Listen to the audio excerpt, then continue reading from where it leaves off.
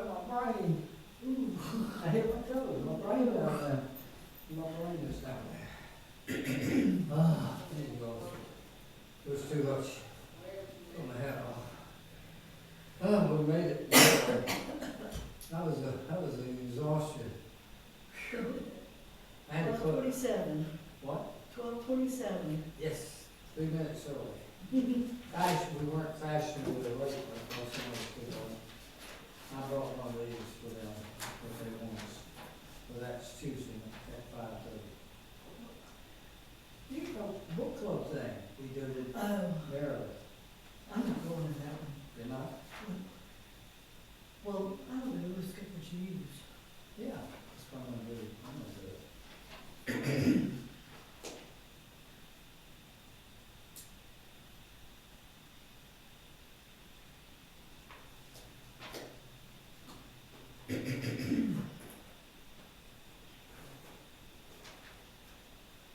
Available through the University of Georgia Press, Georgia. Georgia. J-W-J, J-A-W. Georgia. That's a Georgia Press. I'm all asleep. I'm tired. I woke up early, you know, and then go back. I know, you woke up several times. Well, I got hot, then I got Cold. and As soon as we turned on the air conditioning, it got oh cold. yeah. There you go. I have a pen in case yours fails. Okay. I Oh, checked. by the way, I wanted to show you this. See, there I am. I'm in the brochure. Welcome brochure. No, that's what they said at the front door. There's Ashley. Yep. Was that's that cook-off one? Yeah, chili cook-off. They keep putting that picture up. There I am. I'm in the official brochure. Mm-hmm. What? There You I are. am. You're in the, I wanted to show you, you're in the official brochure too. I was waiting Wow. for you to discover your face. We're famous, or infamous, as it may be. No, infamous is a evil reputation. No, it could be something else. Not an evil reputation No necessarily. evil report. Some people have been called infamous that did the right thing. Jesus was infamous at times with the authorities. They're not using the correct definition of the word. Well, that's what they thought. I'm telling you. It is what it is.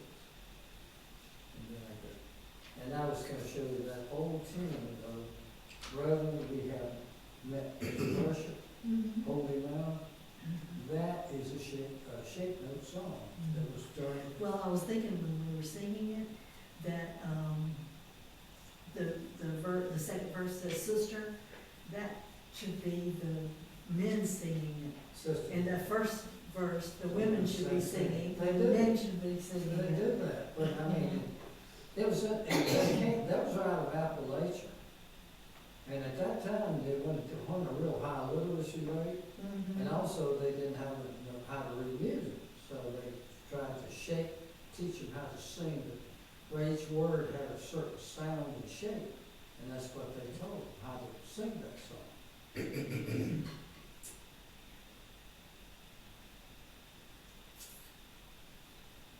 Oh, it's just you and I today, it looks like. Mhm.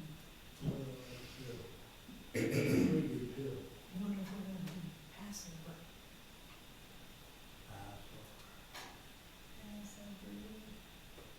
See, my eyes have been worried all day long because of the pollen.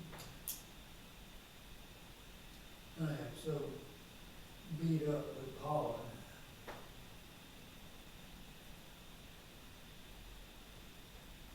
One of the most peaceful places I've ever been. I can definitely take a nap in there and think about God.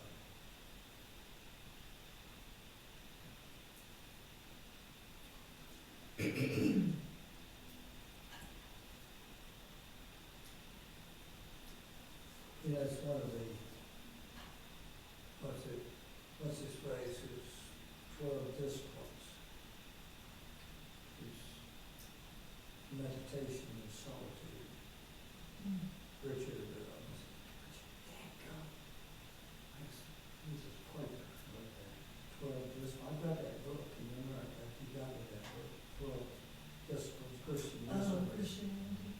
Christian disciplines. You know, talk about praying, fasting, tithing, and all the other things. There's Bible study, church attendance, all, there's 6 of them. And one of which is meditation, which is getting all by yourself and being quiet. Which is the Quakers are good at that, because their services sometimes are 2 hours totally in silence. Mm-hmm.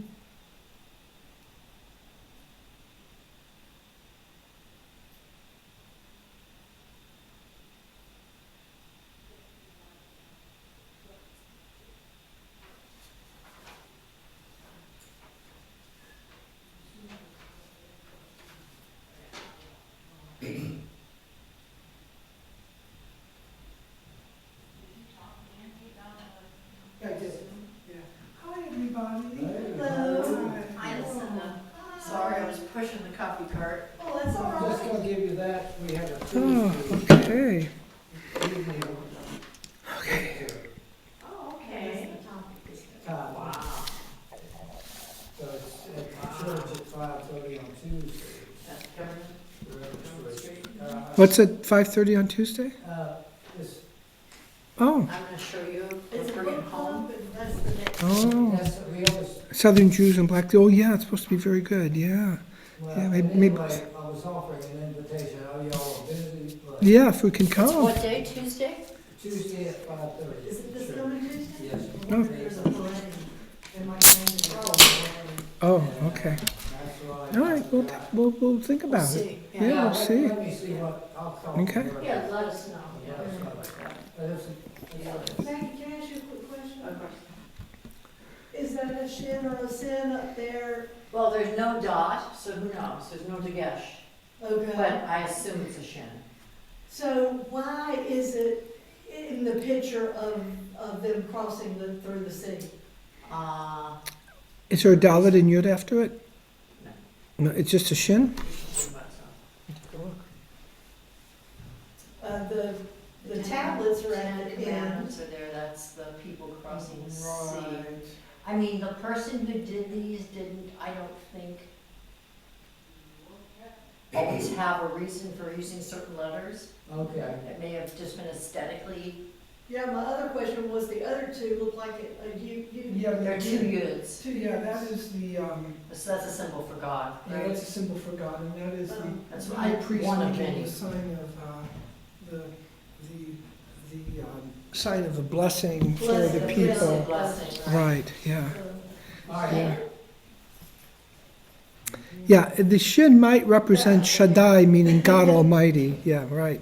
If you go to abandoned and neglected Jewish cemeteries in Eastern Europe, on the headstones of a Kohen, if he's identified as a Kohen, oftentimes they'll have that symbol to identify the person buried there as a Kohen. Yeah.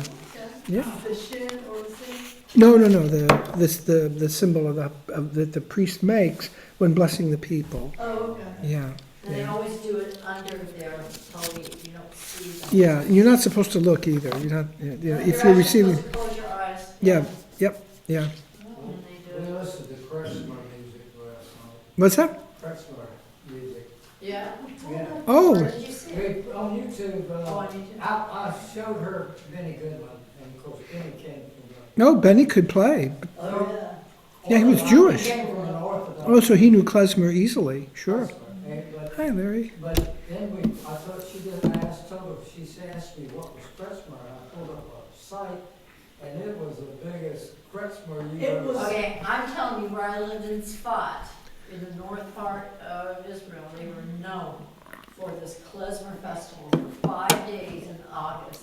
Yeah. Was it And all they men? played day and All night. night, all day and all night. A They big, all big- played. Clarinet. This was all men, big orchestra, Oh, that's and there awesome. was one man in a chair With the big in the round. middle with this Oh, big round Yeah, hat. yeah, so it was, And then everybody dancing around him. so Yeah. that, yeah, What is that, that, what is that's that the represent? Breslowers is what that is.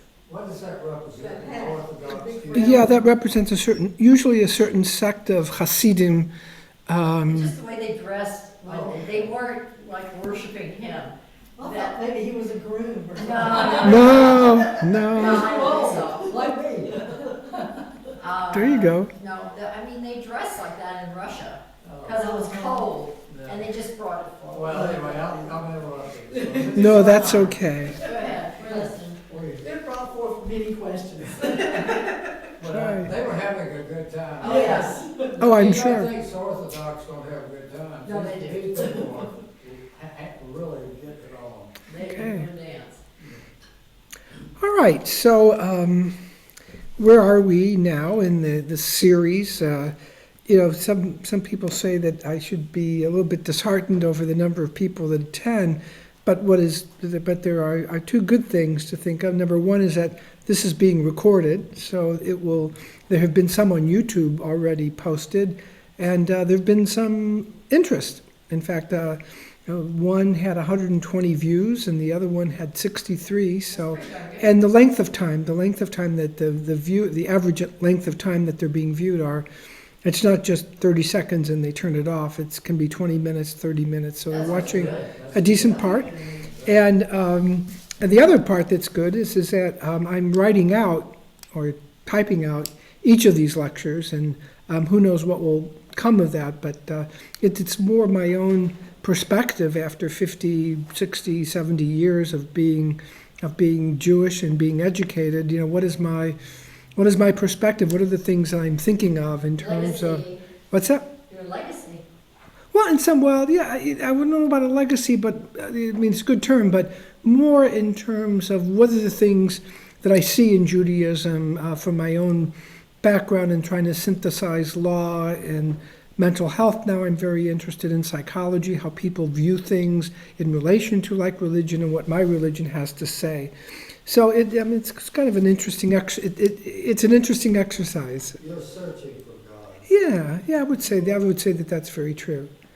All righty.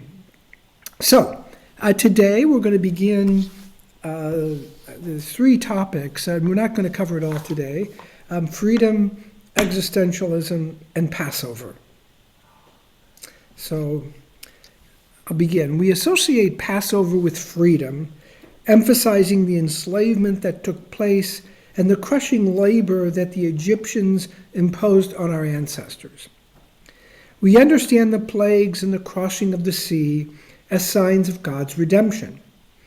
At the same time, in our rabbinic literature, we substitute one master, i.e. the Egyptians, for another, and that is God. Just looking at the literature. For example, in the Talmud, we recite the Shema Yisrael, Hear, O Israel, the Lord is our God, the Lord is one. Blessed be his name, whose glorious kingdom is forever and ever. And in doing so, we accept the yoke of the kingdom of heaven. This is in the rabbinic literature, that when you recite the Shema, what you're doing is you're acknowledging the sovereignty of God over your life. When we continue to recite the second paragraph of the Shema, and you shall love the Lord your God with all your heart, soul, and power, and these words which I command you today, etc.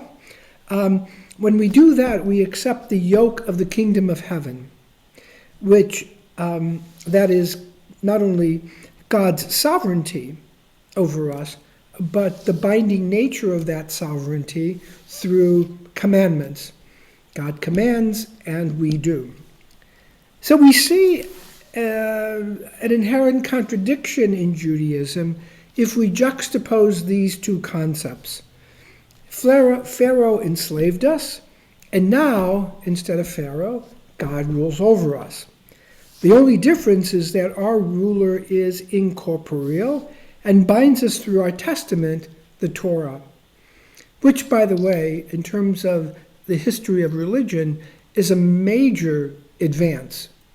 I want to emphasize that in ancient civilizations, around the time of the Torah and before, the rulers, such as Hammurabi, when he promulgated laws, including some laws that are very parallel to our Torah, and if Torah was written in, say, 1250, let's just say that that's the date, 1250 BCE, we've talked about that before, the Code of Hammurabi is in the 1700s.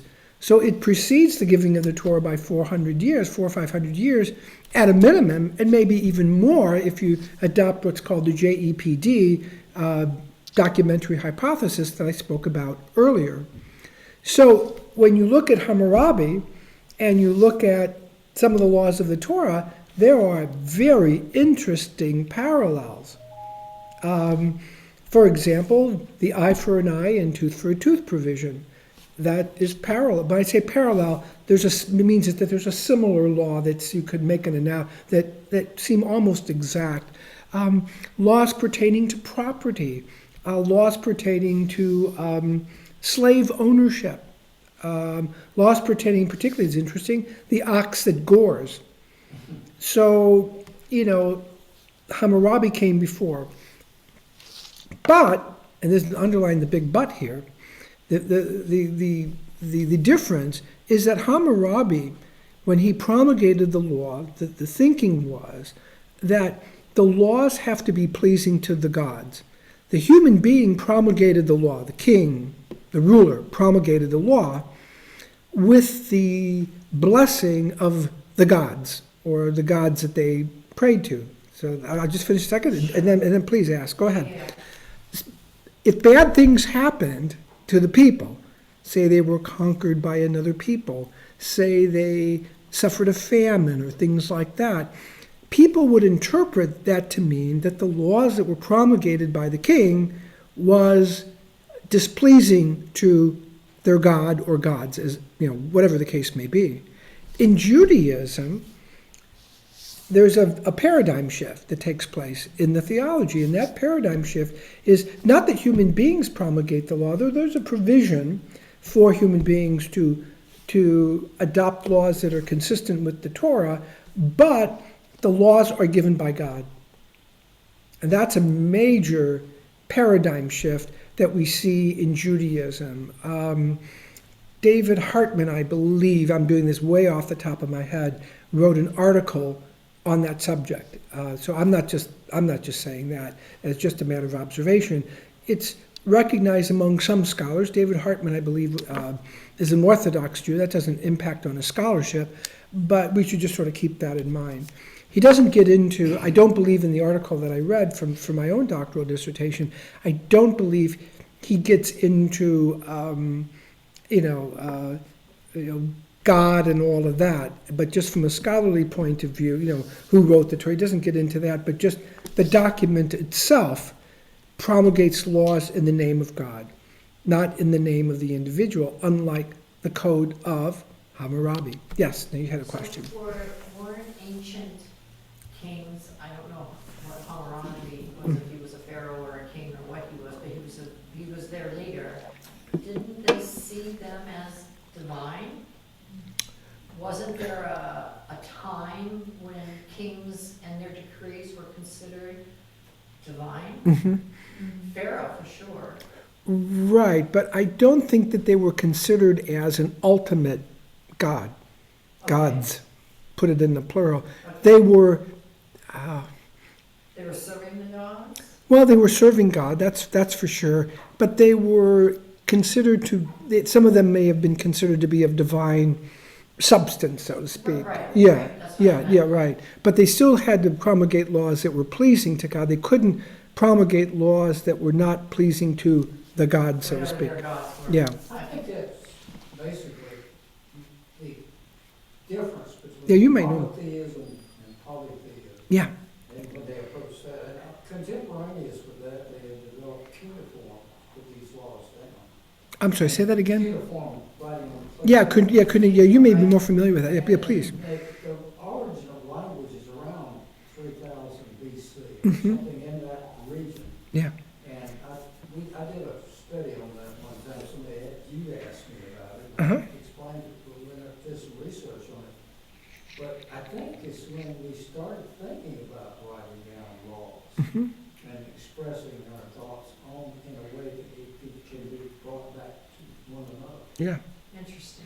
Yeah. I mean, writing was obviously a huge advance, and cuneiform writing gives us a lot of insight into what ancient civilizations looked like and how they organized themselves. Yeah, no. I won't get you off track, I promise, but there is, if you're ever in Israel, at the Israel Museum, Mhm. they have an exhibit that goes with, starting with the first letters known.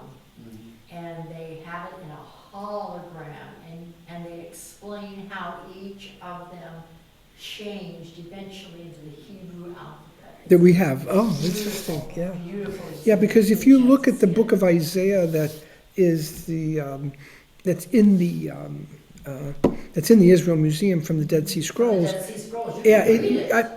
I don't think you There's can. places you can actually read. Yeah, right. Yeah, there are places you can, but a lot of the letters and symbols are still funny looking letters that I have no idea what they The are. camel looks like a camel. Right. All of Yeah. them like an ox. Maybe. Okay, so this past week, for example, we read the Torah portion in which God brings the children of Israel to God's holy mountain and proclaims that through the giving of God's law, they will become a kingdom of priests and a holy nations. What follows is the dramatic revelation and the giving of the Ten Commandments. To further reinforce this idea of serving God as master, the children of Israel respond to God's offering to the Torah to the children of Israel when they say, Na'aseh v'nishma, we will do and we will understand. The Talmud finds significance in the order of their response. Regardless of whether we know or even agree with the underlying purpose of a specific commandment, we will do it and seek to better its impact on our hearts and minds. We will do everything we can to find purpose and meaning, and if we don't, in traditional Judaism, we're going to do it anyway, because God has commanded. And that's reflected in a text entitled Pirkei Avot, Ethics of Our Sages, which provides Antigonus of Sacho received the tradition from Shimon the Righteous. He would say, do not be enslaved people who serve their master, capital M, for the sake of reward. Instead, be slaves who serve their master, not for reward. And the fear of heaven should be upon you. In the Jewish traditional scheme, again, this is Jewish tradition, we're probably not going to get to Reform today, we see God as our master, whom we serve unconditionally, without question. The questions are about what is the nature of a particular law and its application, whether it's a humanistic law, love your neighbor as yourself, or keeping kosher. We can ask questions about those things, but we can't challenge the basic principles. Okay. Again, this is the traditional schema. And note how we went from being slaves to Pharaoh, once again, to now being an enslaved people to God. I just kind of point that out because I think it has an impact on us. Finally, we find a midrash that speaks to the coercive element in accepting the yoke of God's sovereignty and the yoke of his decrees, like a yoke. Picture an ox, with a yoke on it. And I believe I have cited it on different occasions, and just bear with me. When God offered the Torah to the children of Israel, God lifted the mountain. This is midrash. It's not in the Torah-itic text. It's just a midrash. Lifted the mountain, inverted it, and held it over the entire Jewish people. God stated, unless you accept it, I will drop this mountain upon you, and it will be the end of you. Immediately the children of Israel responded, we will do, and then we will seek to understand it. Yeah, in this parable, and there are many counterexamples. This is not the only strand of midrash that deals with revelation in this way. We see the idea that we are threatened with immediate death unless we accept it. So there is this coercive element as well. And much like a slave owner, if you don't do what I say, I have the power to kill you. Yes.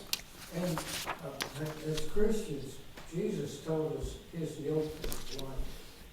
But his burden is easy. And that being Jewish, he was Jewish. Yep. He wrote from the. Well, you can see in Jesus, even, let's assume for a moment that Jesus, and I don't mean any offense by this, so please don't.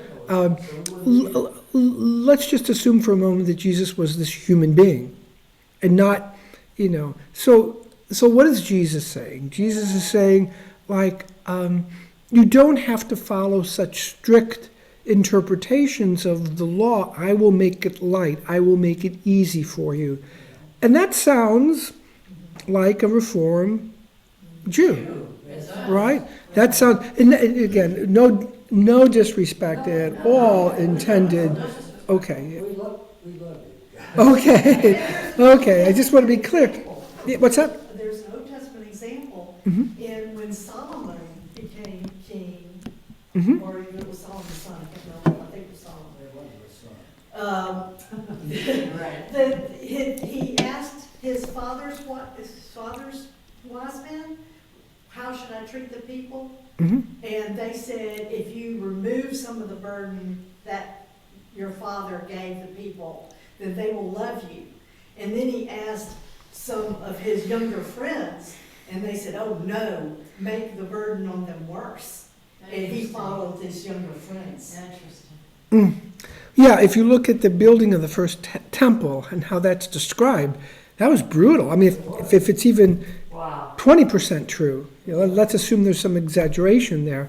Even if it's 20% true, it was quite an undertaking. This is maybe not fair. Is there another midrash other than the mountain version? Because that's the Oh, one sure. I've always heard and always learned. Oh, Is there sure. another one that you know off the top of your head? Oh yeah, sure. Oh yeah, there's You could share? I won't say there's thousands, but there's like thousands of There these. are others that are Oh my goodness, yeah. common. For example, there's one that says when the children of Israel, why did God give the Torah to the children of Israel? Well, the answer is because, God went to all the other nations of the world before they came to the children of Israel, and God asked them, do you want the Torah? And each one said, well, what's in it? And God would cite a few provisions, like thou shalt not commit adultery, or thou shalt not steal, or love your neighbor as yourself. And each nation found something objectionable, that they didn't want to accept the Torah. So I like that one better. And so then when he came to the children of Israel said, Na'aseh v'nishma, we will do it. No questions asked, we will do it, and we will understand it. You like a benevolent master, not a harsh one. Yeah. Right. So that's just one example. There's many. There's another example that sort of goes to this question: why was the Torah given in the wilderness, as opposed to, say, the land of Israel? And the reason is that wilderness is property that's not owned by anybody, and so anybody can come and accept the Torah. It's not just it's not just the children of Israel. Others can come if they want to accept the Torah for what it is, and can practice it, and can. It's accessible. We don't own the Torah like that. Okay. But and so what I come away with from the majority of the sacred literatures is that our sacred literature impresses upon us the idea of slavery as both unfavorable human enslavement and positive, with the caveat that we are servants of God. There is positive enslavement in Judaism, and that positive enslavement is commitment to God through Torah. So we have two different concepts of slavery, one to humans and one to God. Okay. So from this, I will therefore posit that in the traditional Jewish view, the Reform is a little different, and we'll come to that at some point. There is no freedom. The only freedom the children of Israel had was from the time they crossed the Red Sea, and the Red Sea covered up the Egyptians, to the time until they got to Mount Sinai and were given Torah, which I think was about 3 months, I think. Not long. Not long, not long period. We heavily emphasize this idea in our understanding of the Passover narrative. However, the more profound truth is a commitment to a faith that somewhat enslaves us to this very day.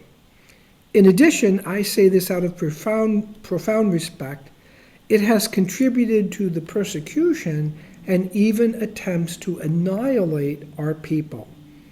Sad, but there is great truth in our people's commitment to serving only one master, even when it brings about an extraordinary level of unprecedented hate and death, even to this day.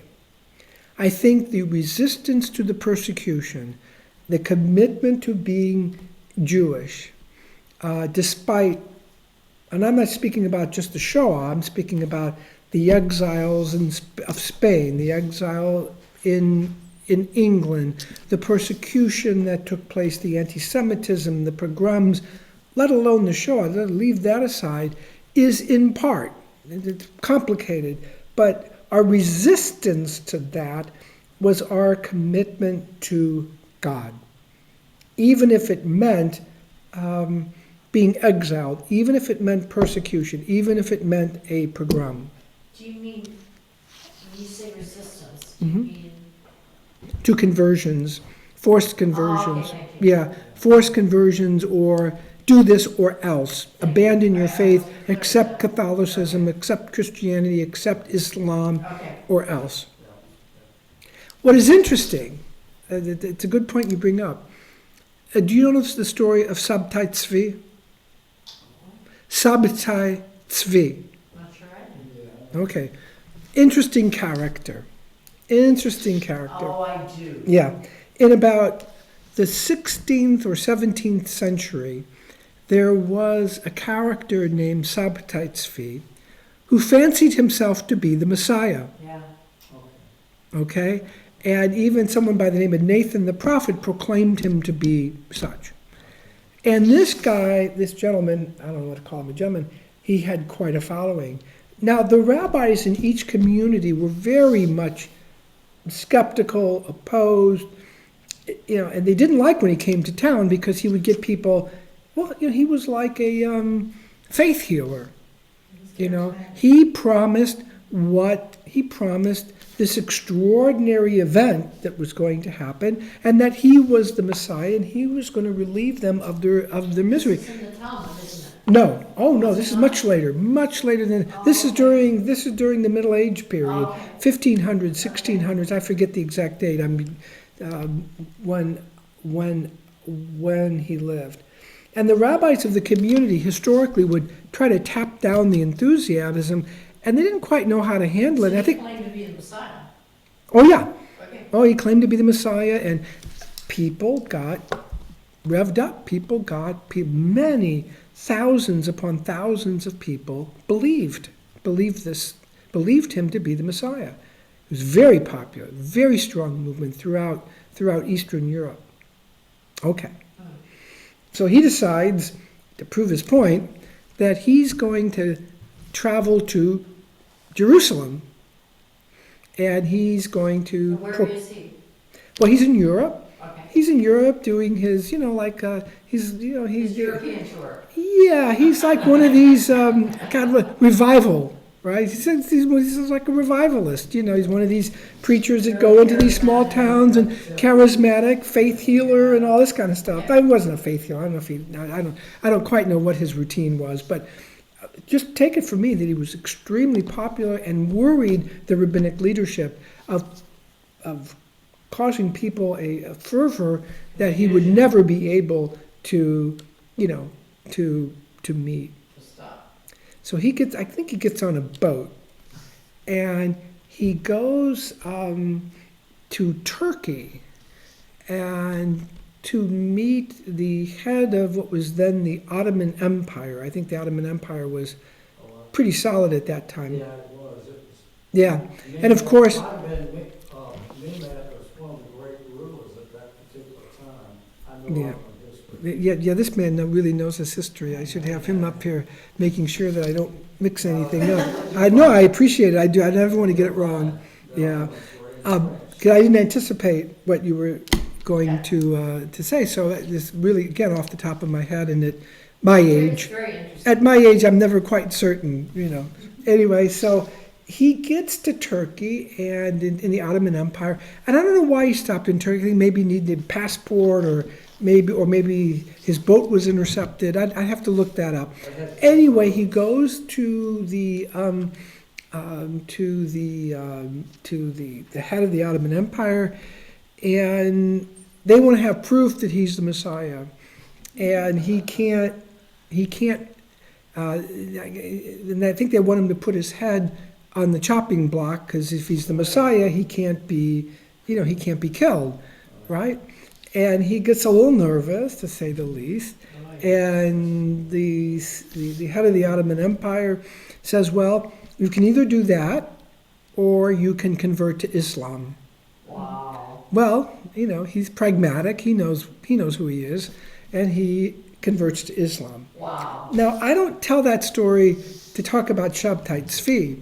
What I tell that story for is that all of his followers, none of them, from what I know, converted to Islam. They stayed. So he never made it to Jerusalem? No, I don't believe so. I think he was Wow. in prison. That's an I think he was interesting imprisoned in Turkey. story. And Very interesting story.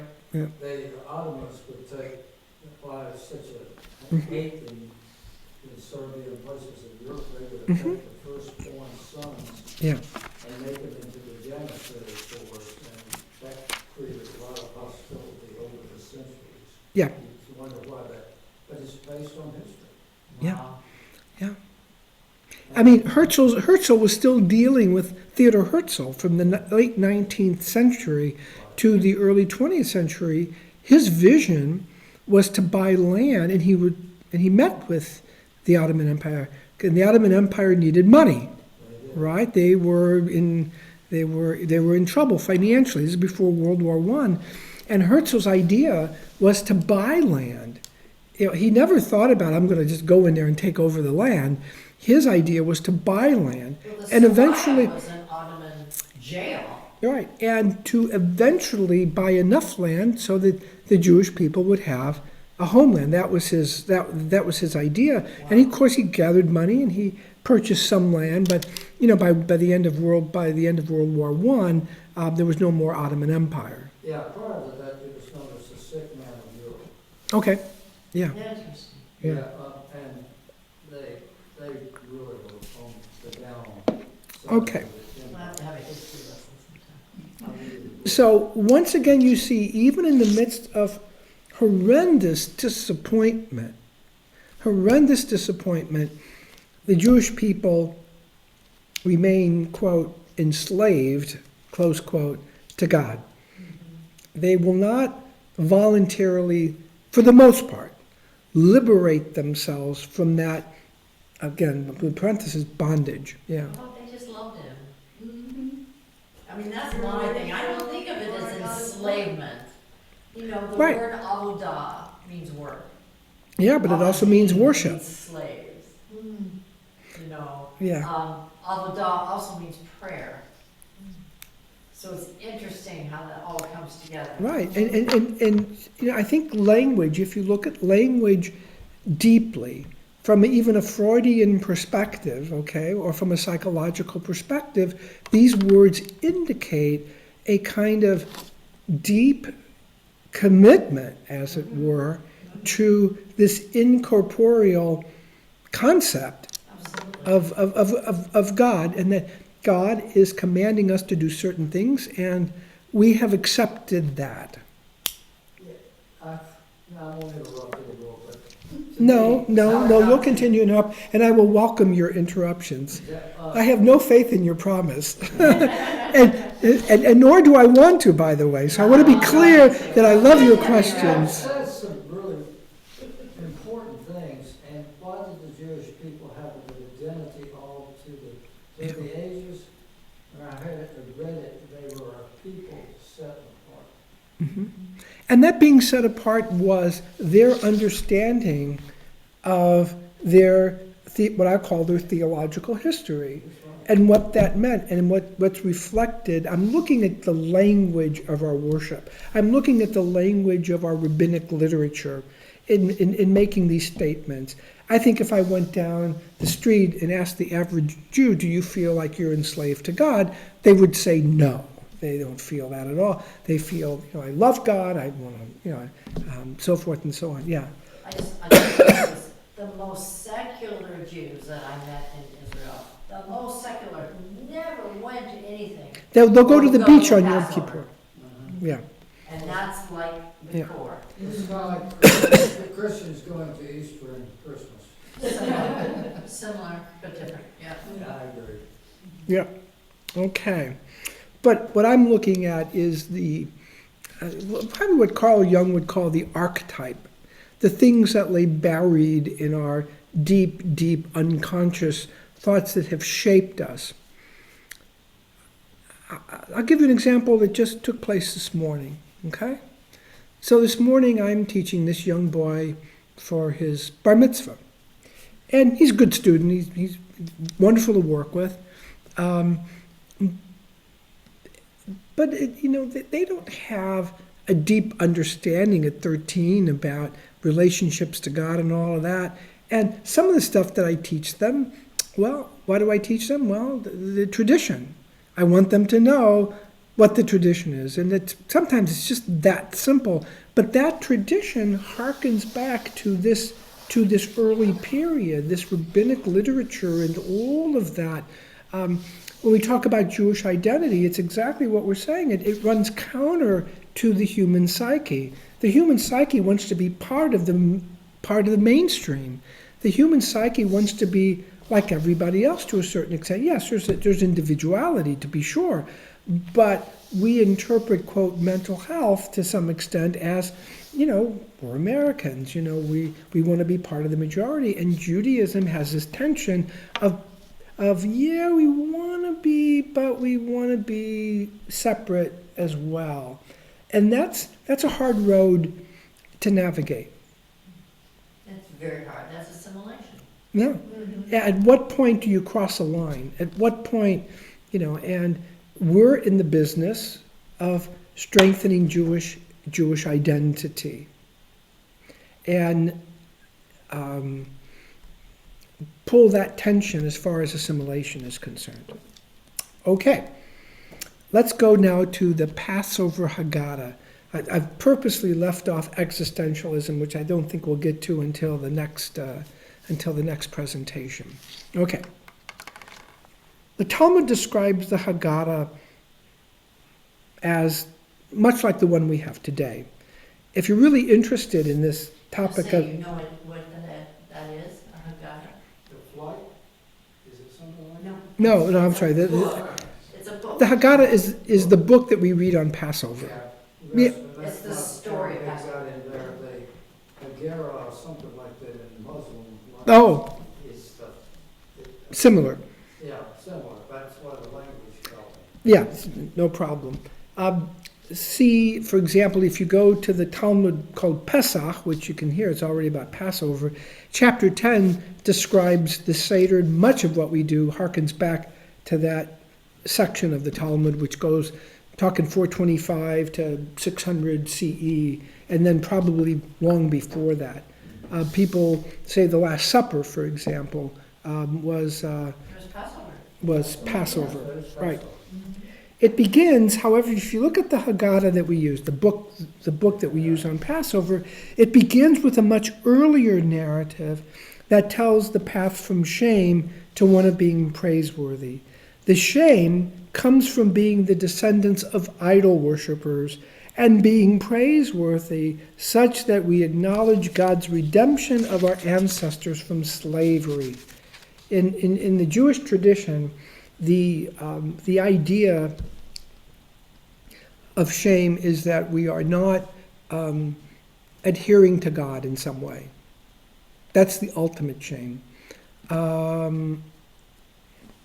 This redemption has a ritual that captures the remembrance and humility of the redemption from slavery. So in other words, just as when you think that you're going to be free and all good things are going to happen, in the Passover Seder, there's something that's recited. There is a Mishnah, the edited version of this oral law that is in the Haggadah that says as follows.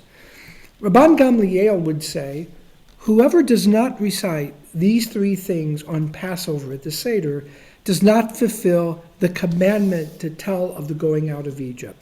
These are the Paschal lamb, the matzah, and the bitter herb.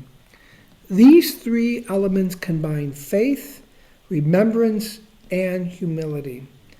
The Paschal lamb is a reference to the required unique sacrifice that was to be brought in the temple for the commemoration of Passover as commanded in the Exodus. As you indicated earlier, it is avodah, worship, thanking God for our freedom. That's the purpose of the Korban Pesach, is to remember the passing over of the angel of death and saving us. And then it wasn't, there was the Paschal lamb at the time of the actual Exodus, and then there is the mitzvah of the Korban Pesach, the offering of the Paschal lamb that was brought after the temple was built. The matzah is something different. There is a term in Hebrew that is often used to refer to matzah as lechem oni, a poor man's bread, because of its lack of yeast and its tasteless quality. Well, it is. Matzah doesn't. Matzah, by the way. If you put butter on it, it's really good. I love butter. So while the Bible describes its invention as a result of necessity in the hurrying to leave Egypt, such as there was not an additional time for the dough to rise, nonetheless, it is a commandment for all time, for all generations. The Korban Pesach can only be done if the temple is rebuilt. When we eat the matzah, there is an element of humility in that while we consider ourselves to be kings, we eat by reclining, nonetheless our bread is different. And any leavened product is, of course, forbidden. No, matzah, unlike Budweiser, is not the king of bread. Okay? Very good. Very good. I slid that in there. Okay. The bitter herb is a symbolic reminder of the crushing labor the Egyptians inflicted upon our ancestors. Even amid our celebration and recitation of the freedom narrative, we are to be mindful of what slavery means by eating a portion of food that is supposed to bring tears to, yeah, right.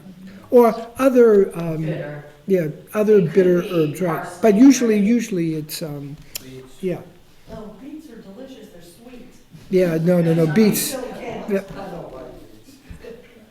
okay. That's a bitter I herb. love beets. Now, I do too. in light of that, and this will is a very interesting passage in the traditional Haggadah.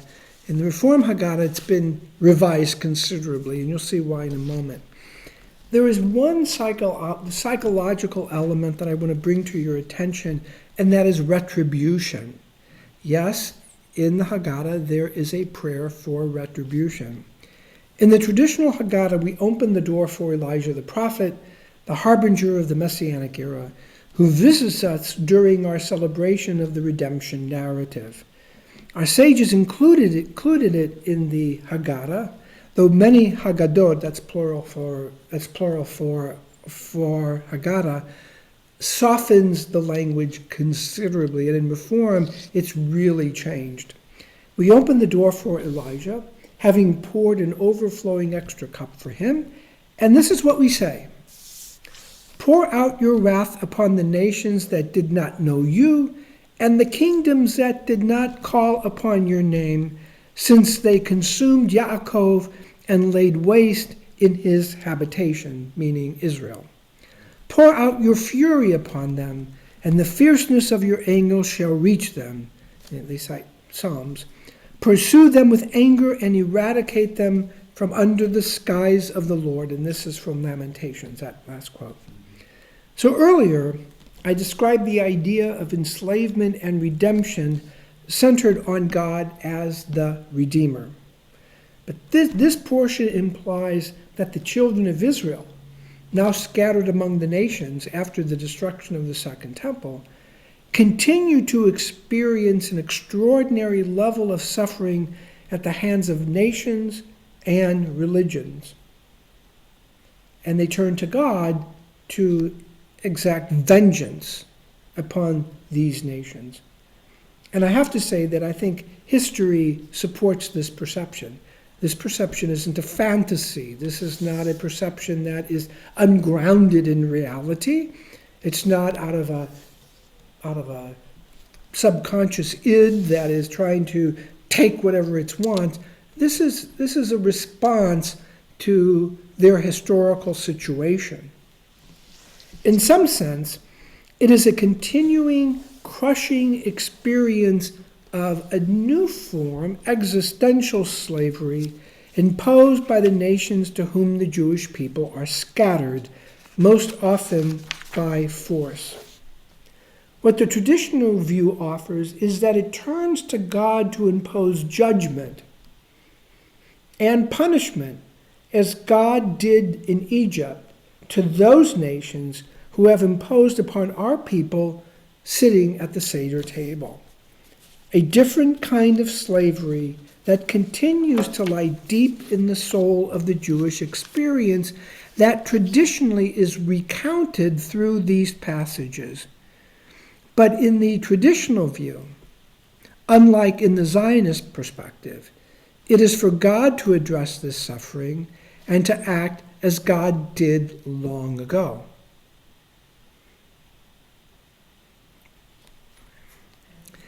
The tension, and we can talk about this as I'm nearing the end of part one, and we have a little time if you're interested.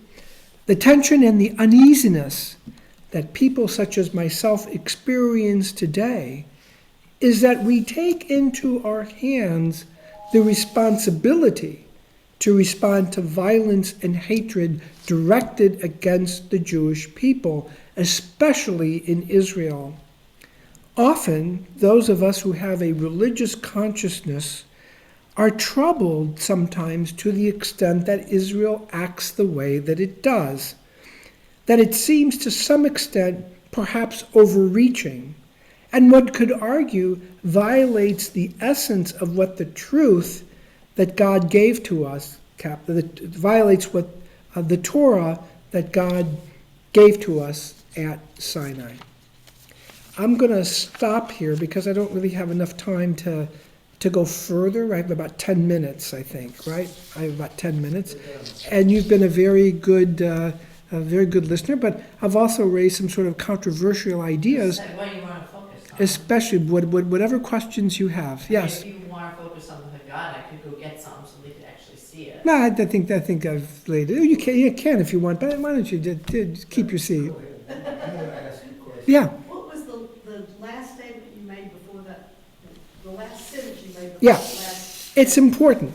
Yeah, it's deep. I'm not saying, I want to be really clear, I'm not saying that what Israel did is right or wrong, okay? I don't want to get in, that's not what I'm driving at. What I'm driving at is that with all the persecution that happened over a 2,000-year period, roughly speaking, okay? Actually more than 2,000, about 2,000 years. We prayed to God to intervene just like God did with Egypt. We didn't really begin to take matters into our own hands as a people until Theodor Herzl began to teach us to do that. I was thinking when you made that statement, it made me think of the period between the Red Sea and when the law was given. When what I would say, or Christians would say, was a period of time that God dealt with the Israelites with grace. There wasn't the law. Mm-hmm. They were out of bondage. And he was trying to show them his love and supply and protection. But they got to complaining, as you all know. They're stiff-necked people. But I was thinking that prayer was saying, was it referring to that time? No, No? no. It was referring to the destruction of the two temples. It was referring to their present condition under hardships. Interesting that this was prior to the Holocaust. Yeah, this is part of the Holocaust. And the other thing is, it's like that end of the movie Patton, when he's talking about the conqueror going around and having the triumph or the procession through the streets, but he has a slave whispering, he'll remember you are human. Yeah. You have to deal with our humanity. Right, and this is, so there was a significant, wasn't always the case, but there was a beginning of a paradigm shift with Herzl.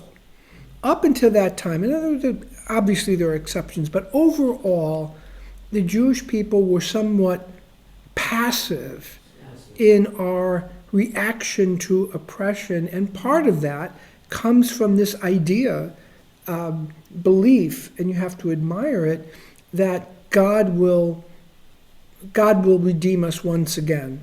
That was the prayer. And yet, when he didn't, we continued to serve him. Right, yeah, we continued to serve. We never really walked away.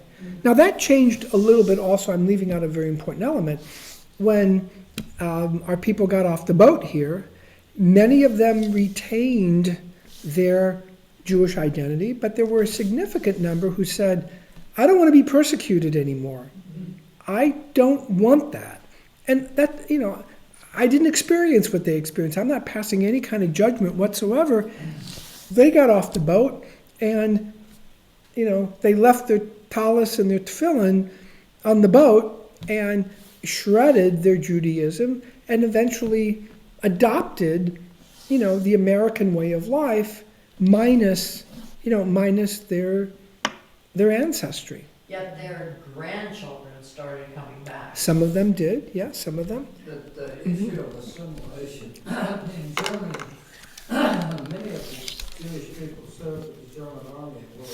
Yes. Very distinguished. That's right. And that was all forgotten once Hitler came into power. Of course. Yeah, the rules changed. The rules changed because the argument was a sort of a pseudoscience eugenics.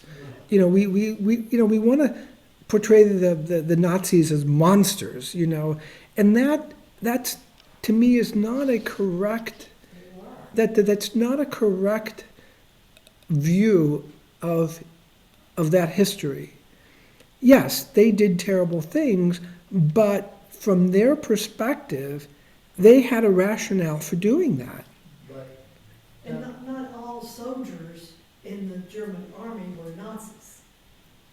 Well, you had the SS, you had the Einsatzgruppen, you didn't really agree in Yeah, Charlotte. I don't want to go too much into that.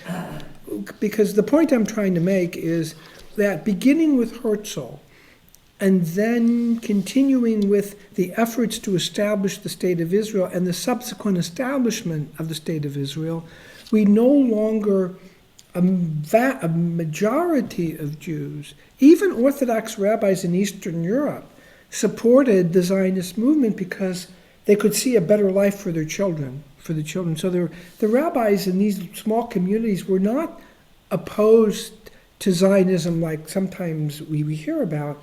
They were in fact supportive because they wanted the children to have a better life and felt that in Europe they could not have that life. And so they encouraged, they developed schools, what's the name of it? They had these schools that emphasized Hebrew and emphasized, Hillary, these were like grade schools from first grade to eighth grade, So like and they learned Zionist ideology, they learned Hebrew, they learned, of course, secular subjects. What year are we talking about? We're talking about the 1920s and 1930s, Okay, thank you. or even earlier. Okay, so what the Zionist attitude was that we have to take matters into our own hands.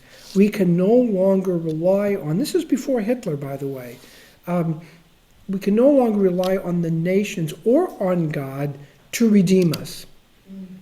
You know, sort of like enough is enough. But they didn't lose faith. Many of them did not. No, absolutely. Many of them did not. They just realized. But that's a paradigm shift because They didn't start fighting. because now what happens is, and this is what causes some tension between, this is my own opinion, between some Christian denominations and Jews who are who are Zionists. The paradigm for some Christian movements, not all, but for some Christian movements is they want to bear witness to the sufferer. Not necessarily to relieve that suffering, but to bear witness to it. And so, Trace that? I don't yeah, now, follow it. yeah, I'll explain. It's kind of like rooting for the underdog. It's kind of like that. Okay. Christianity, and I'm speaking in very broad terms, and I'm not speaking to any one particular denomination. But I will say particularly Catholicism, okay? Catholicism, I think, supports this idea of bearing witness and being present for the sufferer. And once the sufferer stops suffering, well, they move on to somebody else. And in fact, if they view in their lens that the one who is no longer suffering, okay, is now causing suffering to others, they will take a negative view towards that, even if the one who is imposing the suffering is justified in doing that. And that's a very interesting phenomena when you have religious institutions, some of which have a history of anti-Semitism or anti-Judaism, I'll say it that way. Absolutely. Catholicism. Yeah. So yeah. So what I'm saying now is that when you look at the situation in the Middle East, now, let's look at that from a rabbinic point of view, who takes religion seriously and takes it, takes the principles, and then you see what Israel has done in a kind of unprecedented way. And there's arguments to be made, obviously to be made, for doing what they did. There's arguments to be made. But as my unease is because it's contrary to the history of our people, which is one of, there's a universal aspect, but there is one of, that we don't do that. When we were redeemed at Egypt, it wasn't us that imposed suffering upon the Egyptians, it was God. But here in the modern era, that has changed. And to what extent does our people, and I love Israel, to what extent is it guided, or should be guided, by those kinds of humanistic principles that go to the essence of what it means to be a Jew, i.e. the deep principles that are in the Torah? And that's a hard question. For example, let me say it this way, because I'm wrestling with this question a lot. Okay? Yeah, here Hamas is clear. They want to destroy Israel. That's clear. There's no doubt. They put it in writing. Okay, it's in writing. You don't have to be a genius to see what the purpose of Hamas is. All you got to do is go to their charter, read the charter, and the hatred for the Jew and the hatred for the Jews in Israel especially, they want to... October the 7th demonstrates. Yeah, and October the 7th proves that, and as well as the fact that they have spent all this money all these resources on building tunnels and getting missiles and so forth, rather than improving the welfare of their people. Okay. Current And- refugees. I have a principle that people get the leadership they want and the leadership they deserve. You got to tie those two things together. So, does that mean that because Hamas sets up their headquarters in a hospital, okay, where they're legit, there's sick people there, does that justify dropping a bomb? I'm just using that as a hypothetical, because they actually didn't drop the bomb Right, on the that's what hospital. The world sees. Yeah, in fact, what happened was that a missile was intercepted apparently and dropped, fired by Hamas. But I'm just using that as an example, because that's Israel's defense. Israel's defense is that we can't help doing what we do, that all these, quote, innocent, close quote, people are dying because Hamas uses them as human shields. So we have to do that because Hamas is our enemy. Well, it's self-defense. That's an argument, right? But, I'm, But you see the human suffering. yeah, I mean, you don't have to be a genius to figure out that there's a great deal of human suffering that's going on now as a result. And the question is, are we comfortable with that? Well, Israel's not causing it. Hamas is causing the Well, human that's suffering. one And the world view. only sees it Larry, that you've way. been uniquely quiet. I'd be very interested to hear what you have to say. Please. Just listen, it's just, all I know is my uncle flew a glider into Normandy, Mhm. across into market gardens, across Mhm. the line, Wow. to make sure that the army that supported him, that there would be surviving Jews coming from Europe. Yeah, Wow. And they bombed Germans, you had the firebombing of Dresden, you Yeah. had all the suffering of German babies and mothers and everything else. Humanity was a mess, okay? Right. yeah, Right. And so, to survive, the fact that Jewish people survived today from Europe No kidding. was because we did horrible things to make sure that they did Yeah. survive. Wow. So war, Robert E. Lee said that it's so great that war is so terrible, else we would come to love it, but we still love war. There's something about humanity yeah, that's. yeah. And for Well said. 1,878 years, we resist, as a people, as a Jewish people, we resisted that at terrible cost. It's terrible. At a terrible cost. I don't want to minimize that at all. And I think since Israel's existence, we've had to fight wars, not of our choosing, Just for a little piece of land. just for a strip of land which legally is our land. Legally, the original, talking about the two-state solution, which was always rejected, and I know all those That's arguments. Europeans, British, French, and all that. Yeah, there's a lot of blame to go around That for the Balfour- current situation. Balfour Right. after World War Yeah, I. and some of that is due to, well, I won't talk about the Palestinians. I don't really want to get into that. But it was clear that we had the tools to achieve statehood.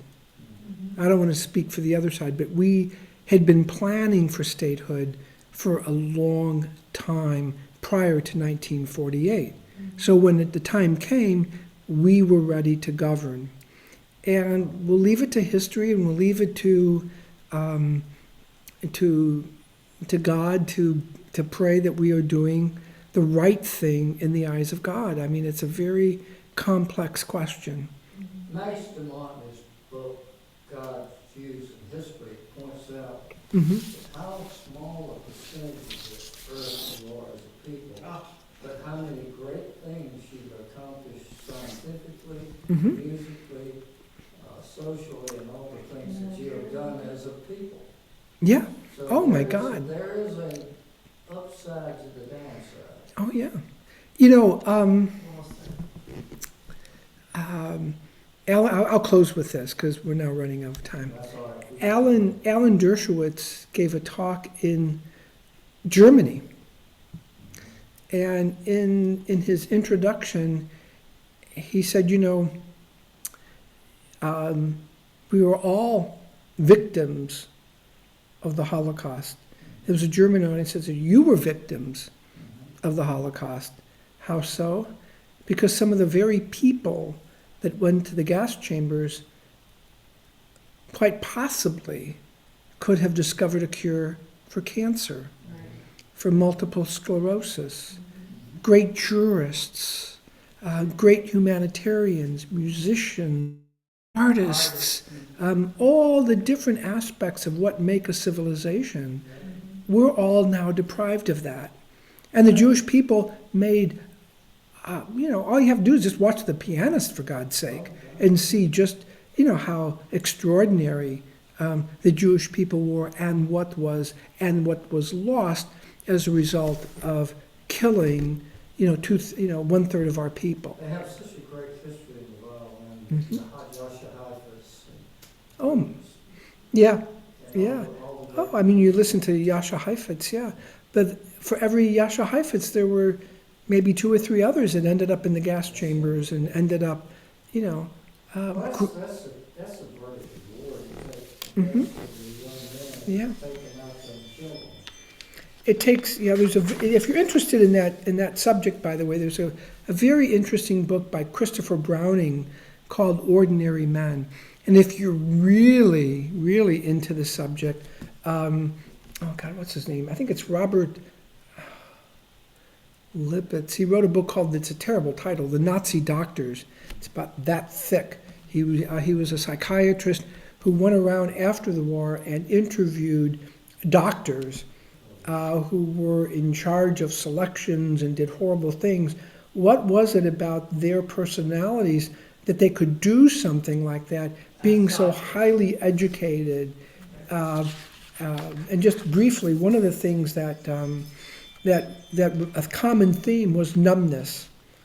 That once they had associated with advancing their medical profession through support of the Nazi Party, they became numb to what they were doing. They also see the Jewish people as. But they suffered. I mean, they had regrets about what they did. Some of them, not all of them, but some of them, I have a book you need to read. What's It's that? called The Last Train from Hiroshima. It's about the Japanese victims of Hiroshima. Yeah. Nagasaki. Yeah. And it's a wonderful book.